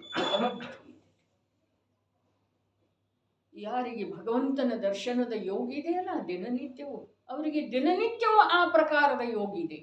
ಆದ್ರೆ ಆ ಕಾರ್ಯ ನಾವು ಮಾಡದೆ ಹೋದ್ರೆ ಆ ಯೋಗನೂ ಕಳೆದು ಹೋಗ್ತಿದ್ದೀರಿ, ಆ ಪುಣ್ಯನೂ ಖಾಲಿಯಾಗಿ ಹೋಗ್ತಿದ್ದೀರ. ಎಲ್ಲಿ ತನಕ ಪುಣ್ಯ ಇಲ್ಲ ಅಲ್ಲಿ ತನಕ ಅದು ಮಾತು ಬೇರೆ. ಆದ್ರೆ ಪುಣ್ಯ ಯಾವಾಗ ಇದೆಯಲ್ಲ ಆವಾಗ ಕೂಡ ನೀನು ಕಾರ್ಯ ಮಾಡದಿದ್ರೆ ಅದು ಪುಣ್ಯ ಅಂತೂ ಹೋಗೋದು, ಉಳಿಯೋದಿಲ್ಲ ಅದು ನಿನ್ನ ಹತ್ರ. ಉದಯ ಅರ್ಥಾತ್ ಹೋಗ್ತಾನೆ ಇದೆ. ಅದು ಉದಯ ಅಂದ್ರೆ ಏನು? ಸ್ಥಿತಿ ಪೂರ್ಣ ಮಾಡಿ ಸತ್ತಾದೊಳಗಿಂದ ಹೊರಟು ಹೋಗ್ತಾ ಇರುವಂಥ ಸಮಯಕ್ಕೆ ಕರ್ಮದ ಉದಯ ಅಂತ. ಹಾಗಾದ್ರೆ ಪುಣ್ಯ ಸಂಚಯ ಆದದ್ದಿತ್ತು, ಆ ಪುಣ್ಯ ಖರ್ಚಾಯಿತು. ಬದಲಾಗಿ ಏನು ಬಂತು? ಪಾಪ ಬರ್ದಿದ್ರೂ ಸಂಸಾರ ಉಳಿತಿರ್ಲ ಪ್ರಭು.